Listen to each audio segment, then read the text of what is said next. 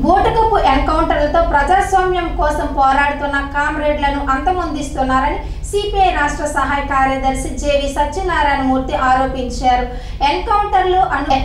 ఎన్కౌంటర్లో అసువులు పూసిన కామ్రేడ్ అరుణకు పెందుర్తి మండలం కరకవాణిపాలెంలోని ఆమె నివాసంలో సిపిఐ పెందుర్తి ఏరియా కార్యదర్శి ఆర్ శ్రీనివాసరావు, సమితి సభ్యులు వై రాంబాబు తదితరులతో కలిసి జేవీఎస్ నివాళులర్పించారు.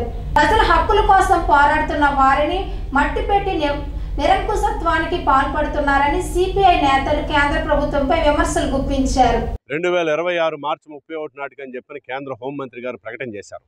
అది సాధ్యం కాదన్నది చరిత్ర నిరూపించింది. గతంలో కూడా నక్సలైట్ ఉద్యమం 60ల చివరిలోని ఈ ప్రాంతంలోని ఎప్పుడైతే పెళ్లికూపి కిందో ఆ రోజుని తాత్కాలికంగా దాన్ని అంచివేసి ఆ రోజు ఉన్నటువంటి హోంమంత్రి గారు జలగం వెంకటరావు గారు ఇక్కడే ప్రకటన చేశారు, అయిపోయింది, అంతం అయిపోయిందని. అది ఏ రూపంలో దేశం అంతా విస్తరించిందో మనకి తెలుసు. ఈ రోజుని శాంతి భద్రత సమస్యగా చూడడం కాదు, ఈ సమస్యని ఆర్థిక, సామాజిక, రాజకీయ కోణం నుంచి చూసి ప్రజలు ఈరోజు ఇంత స్వతంత్రం వచ్చి 75 సంవత్సరాలైనా ఇంత అసమానతలతో జీవిస్తున్నటువంటి పరిస్థితి ఎందుకు వచ్చింది? వాటిని పరిష్కరించకుండా ఈ రకమైనటువంటి భావజాలాన్ని మీరు నిర్మూలించలేరు. ఈరోజు కొద్దిమంది వ్యక్తుల్ని నిర్మూలించవచ్చు. అరుణ్ కానివ్వండి, లేకపోతే మొన్న నంబాల కేశవరావు, సుధాకర్ లాంటి వాళ్ళు, లేకపోతే నిన్న గాజర్ల రవి లాంటి వాళ్ళని నిర్మూలించవచ్చు, వ్యక్తులను నిర్మూలించవచ్చు, కానీ వారి యొక్క భావజాలాన్ని మటుకు మీరు నిర్మూలించడం సాధ్యం కాదు. మరి దీనికి సంబంధించి తగిన మూల్యం ప్రభుత్వం కూడా చెల్లించుకోవాల్సినటువంటి పరిస్థితి వస్తుంది.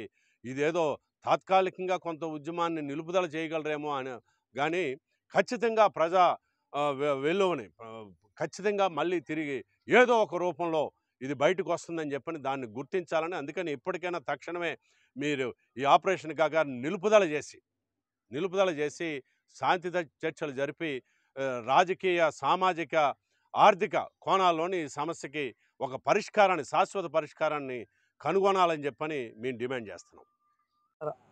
బంధువులారా, కామ్రేడ్స్, ఈరోజు అరుణను అనే అమ్మాయి నా కూతురు. ఆమెను రంపచోడవరం ప్రాంతంలో ఎదురుకాల్పుల పేరుతోటి ఒక పూటకు ఎదురుకాల్పులు జరిపి ఆమె ప్రాణాలు తీసుకున్నారు. ఆమెతో పాటు మరో 2 కామ్రేడ్స్ కూడా, సెంట్రల్ కమిటీ కామ్రేడ్ అట గణేష్ అనే ఆయన, అలాగే అంజు అనేటువంటి ఒక కామ్రేడ్ని కూడా పొట్టన పెట్టుకున్నారు. మిత్రులారా, ఈ దేశంలో పోలీసు రాజ్యం నడుస్తుంది.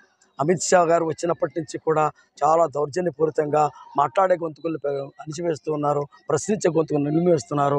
టీవీలని, అట్లాగే న్యూస్ పేపర్లని అన్నిటికీ పత్రికా స్వాతంత్రం అనేది లేకుండా కూలదోస్తున్నారు.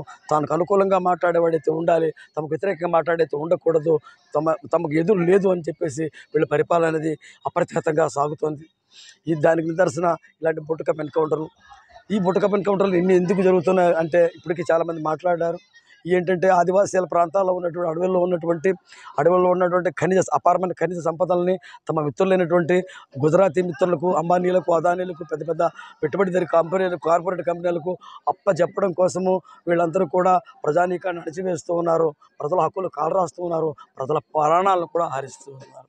కాబట్టి ఈ సందర్భంగా నేను కోరేది ఏమిటంటే, ప్రధానమంత్రి గారు ఈ యొక్క కగార్ ఆపరేషన్ దయచేసి నిలిపివేయండి.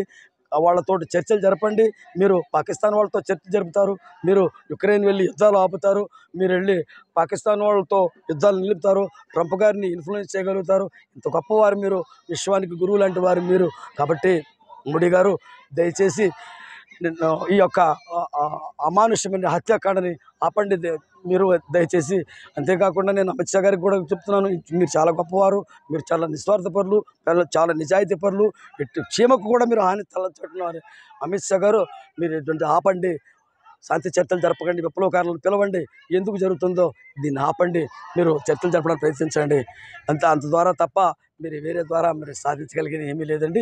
గడ్డి అనేది పుడుతూనే ఉంటుంది, భూమి ఉన్నంతకాలం గడ్డి పుడుతూనే ఉంటుంది, సమస్యలు ఉన్నంతకాలం సమస్యలు పరిష్కారాలు ప్రశ్నిస్తే గొంతుకులు పుడుతూనే ఉంటాయి. మీరు ఒక అరచేతి అడ్డు పెట్టుకొని సూర్యుని మీరు ఆపలేరు సార్. ఇది నా విన్నపం.